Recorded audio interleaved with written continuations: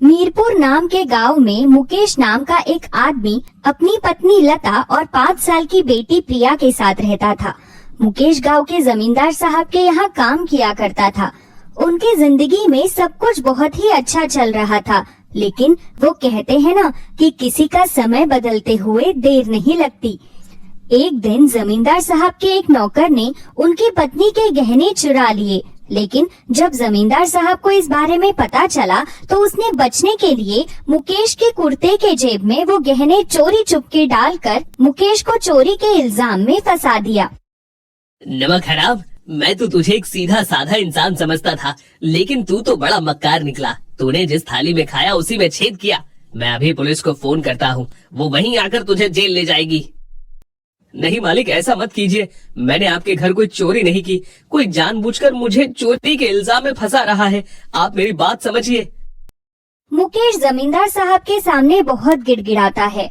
वो खुद को बेगुनाह साबित करने की बहुत कोशिश भी करता है, लेकिन जमींदार साहब उसकी एक बात नहीं सुनते और पुलिस को बुलाकर उसे पुलिस के हवाले कर देते हैं। जब उसकी पत्नी को इस बारे में पता चलता है तो वो तुरंत ही पुलिस स्टेशन पर जाती है। साहब, मेरे पति ने कुछ भी नहीं किया, उन्हें छोड़ दीजिए। वो एक बहुत ही ईमानदार आदमी है। वो ऐसे किसी के भी घर में चोरी नहीं कर सकते। जमींदार साहब को जरूर कोई गलतफहमी हुई है साहब। माफ करना बहन जी, लेकिन ये आपका मोहल्ला नहीं बल्कि पुलिस स्टेशन है। यहाँ पर सबूत के आधार पर सब होता है। आपके पति की जेब से जमींदार जी की पत्नी के गहने मिले हैं। इसे गुनाहगार साबित करने के लिए हमें किसी और सबूत की जरूरत नहीं है। आपको अगर थोड़ी देर के लिए अपने पति से कुछ बात करनी है तो कर सकती है, उसके बाद आप इनसे नहीं मिल पाएंगी। ये बात सुनकर लता की आंखों में आंसू आ जाते हैं। वो जल्दी से मुकेश से बात करने के लिए जाती है। उसकी आंखों में आंसू देखकर मुकेश भी भावुक हो जाता है। तुम चिंता मत करो लता, मैंने कुछ भी नहीं किया। मैं बेगुनाह हूँ। जिस दिन वो असली चोर पकड़ा जाएगा उस दिन ये लोग मुझे छोड़ देंगे। मैं जल्दी घर वापस आऊंगा। तब तक तुम अपना और प्रिया का ध्यान रखना। आप चिंता मत कीजिए जी, मैं अच्छे से अच्छे वकील के पास जाऊंगी, लेकिन जैसे तैसे करके आपको यहाँ से निकाल लूंगी। चलो बहुत हो गया, अब अपने घर जाओ। इतनी देर मिलने की इजाजत नहीं है किसी को। लता रोते हुए घर पर आती है। मुकेश पर झूठे चोरी का इल्जाम लगने की वजह से पूरे गांव में उसका नाम खराब हो जाता है। उसे जेल से रिहा करवाने के लिए लता एक वकील के पास जाती है। देखो, आपके पति को बेगुनाह साबित करने के लिए मुझे बहुत मेहनत करनी पड़ेगी। इसीलिए आपको मुझे कम से कम 2 लाख रुपए फीस देनी होगी, क्योंकि मामला जमींदार साहब का है। इतनी रकम तो लगेगी। ठीक है वकील साहब। वकील की इतनी भारी फीस सुनकर लता बहुत परेशान हो जाती है। मुकेश के जेल जाने के बाद घर की पूरी जिम्मेदारी लता पर आ गई थी, लेकिन गांव में कोई भी मुकेश की चोरी वाली घटना की वजह से लता को काम पर नहीं रख रहा था। माँ, मैंने बहुत दिन से तुम्हारे हाथ का वड़ा पाव नहीं खाया है। हम कितने दिन से ये अचार के साथ सूखी रोटी ही खा रहे हैं। आज मेरा तुम्हारे हाथ का वड़ा पाव खाने का बहुत मन कर रहा है। तुम मेरे लिए वड़ा पाव बनाओ ना। वड़ा पाव? लेकिन बेटा, इस वक्त मेरे पास वड़ा पाव बनाने का सामान नहीं है, ना ही मेरे पास सामान लाने के लिए पैसे हैं। मुझे कुछ नहीं पता, मुझे वड़ा पाव खाना है। प्रिया को रोते हुए देखकर लता का दिल पसीज जाता है। अच्छा ठीक है बेटा, मैं तेरे लिए वड़ा पाव बना दूंगी। मैं शांति दीदी से जाकर पूछती हूँ, अगर वो मुझे कुछ पैसे उधार दे देंगी तो मैं वड़ा पाव बनाने का सामान ले आऊंगी। लता अपनी पड़ोसन शांति के घर जाती है। शांति दीदी, माफ करना आपको इस वक्त परेशान किया, लेकिन आज प्रिया का वड़ा पाव खाने का बहुत मन है और मेरे पास वड़ा पाव का सामान लाने के लिए बिल्कुल भी पैसे नहीं हैं। क्या आप मुझे थोड़े पैसे उधार दे सकती है? मैं जल्दी आपको आपके पैसे लौटा दूंगी। अरे तू कहाँ से मेरे पैसे वापस करेगी? पति तो तेरा जेल में पड़ा है और तेरे पास करने को कोई काम भी नहीं है। एक वड़ा पाव का सामान खरीदने को तो तेरे पास पैसे नहीं है। मेरे पैसे तू कहाँ से चुकाएगी? कोई बात नहीं दीदी, रहने दीजिए। लता अपना सिर झुकाए वहाँ से जाने लगती है। तभी पीछे से शांति उसे आवाज देती है। अच्छा सुन, मुफ्त में तो मैं तुझे 1 रुपया भी नहीं दूंगी। लेकिन अगर तू मेरे घर की अच्छी तरह साफ सफाई करके सारे बर्तन और कपड़े धो देगी तो मैं तुझे 100 रुपए दे दूंगी। ठीक है दीदी, मैं आपका सारा काम कर दूंगी, लेकिन आप मुझे 100 रुपए दे दीजिए। अरे दे दूंगी, लेकिन पहले सारा काम तो करके दे, वरना क्या पता तू पैसे ले और काम करने का नाम ही ना ले। शांति लता की मजबूरी का फायदा उठाकर बार बार उसे ताने देती है, लेकिन अपनी मजबूरी की वजह से लता उसे कुछ नहीं कहती और चुपचाप शांति के घर का सारा काम कर देती है। शांति दीदी, मैंने आपके घर का सारा काम कर दिया, अब आप मुझे मेरे 100 रुपए दे दीजिए। 100 रुपए तो नहीं, तू ये 80 रुपए रख ले। लेकिन बात तो 100 रुपए की हुई थी दीदी।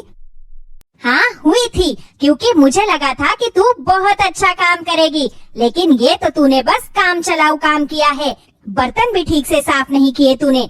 ऐसे काम के लिए मैं तुझे जो 80 रुपए दे रही हूँ वो भी तेरे लिए बहुत बड़ी बात है, चाहिए तो रख वरना जा यहाँ से। नहीं दीदी, आप मुझे 80 रुपए ही दे दीजिए।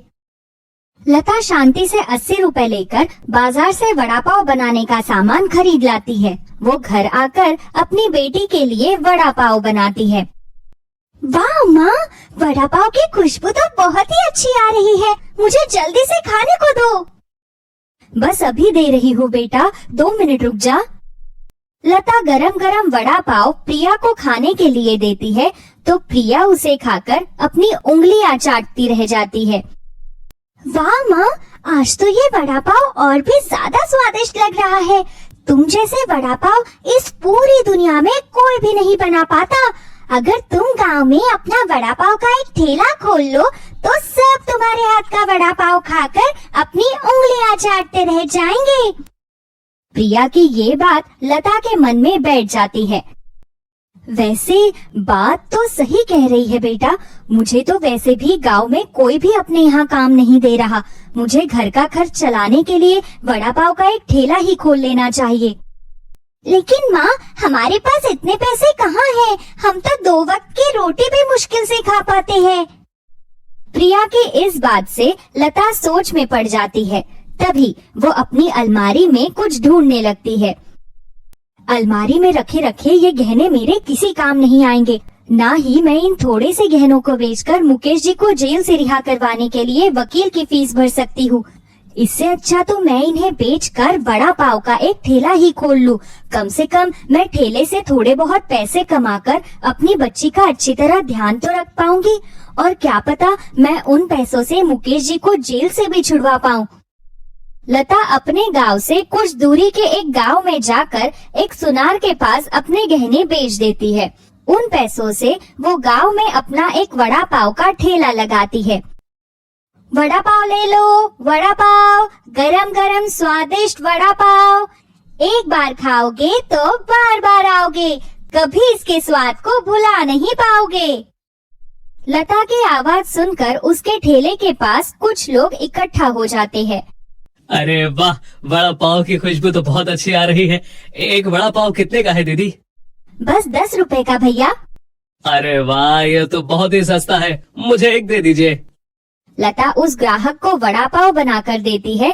तभी एक ग्राहक उससे कहता है, अरे तुम तो उस मुकेश की पत्नी हो ना, जिसने जमींदार की बीवी के गहने चुराए थे।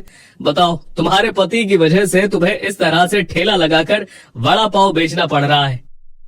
जरा जबान संभाल कर बात कीजिए भाई साहब, मेरे पति कोई चोर वोर नहीं है, किसी ने जानबूझकर उन्हें चोरी के इल्जाम में फंसाया है। अरे ये सब तो कहने की बातें हैं, हर चोर पकड़े जाने के बाद यही कहता है। क्या सबूत है तुम्हारे पास कि तुम्हारे पति ने जमींदार साहब की पत्नी के गहने नहीं चुराए? भले ही आज मेरे पास उनकी बेगुनाही का कोई सबूत नहीं, लेकिन जल्द ही उनकी बेगुनाही सबके सामने साबित हो जाएगी। मैं इस समय आपसे और बहस नहीं करना चाहती, इसलिए आप यहाँ से चले जाइए। हाँ हाँ, जा रहा हूँ। वैसे भी मुझे किसी चोर की पत्नी से बात करने का कोई शौक नहीं है। लता को उस आदमी पर गुस्सा तो बहुत आ रहा था, लेकिन वो किसी तरह अपना गुस्सा पी जाती है। आए दिन लोग उसके पति को चोर चोर कहकर उसे ताने देते रहते, लेकिन वो आंसू के कड़वे घूंट पीकर अपना काम करती रहती। लोगों को उसके हाथ के बने वड़ा पाव बहुत ही पसंद थे, इसलिए गांव में उसका काम बहुत अच्छा चलने लगा। वो वड़ा पाव बेचकर अच्छे खासे पैसे कमाने लगी। मुझे तो यकीन ही नहीं हो रहा कि मैंने वड़ा पाव बेचकर इतने पैसे कमा लिए। अब तो मैं आसानी से वकील की फीस भर सकती हूँ। बस जैसे तैसे जल्दी से मुकेश जी बेगुनाह साबित होकर घर आ जाए, उनके ऊपर लगा चोरी का कलंक मिट जाए। हे भगवान, आज मैं वकील साहब के पास जा रही हूँ। मुकेश जी को बेगुनाह साबित करने में हमारी मदद करना। लता पैसे लेकर वकील के पास जाती है। वकील भी अपनी फीस मिलते ही पूरी मेहनत से अपना काम करना शुरू कर देता है। वो जमींदार साहब के घर के पास अपना एक जासूस लगा देता है। तभी उन्हें जमींदार साहब की पत्नी के गहनों के असली चोर के बारे में पता चलता है। वकील का जासूस उसके खिलाफ सारे सबूत इकट्ठा कर लेता है। बाद में जज साहब के सामने कोर्ट में उन सबूतों को पेश किया जाता है, जिसके आधार पर मुकेश को बेगुनाह करार करके जेल से रिहा कर दिया जाता है।